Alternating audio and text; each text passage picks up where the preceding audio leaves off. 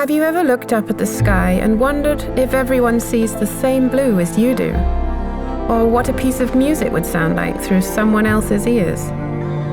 We can never really know for sure how others experience the world, but once in a while a person discovers that the way they experience the world is actually quite rare.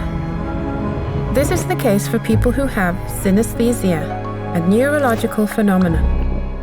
Synesthesia is often defined as a blending of the senses.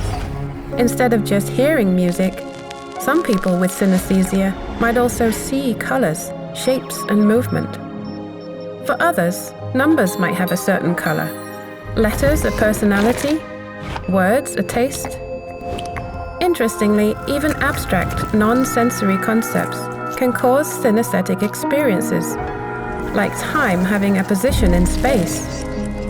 Because the senses and certain concepts can be combined in many different ways, there are over 70 different types of synesthesia.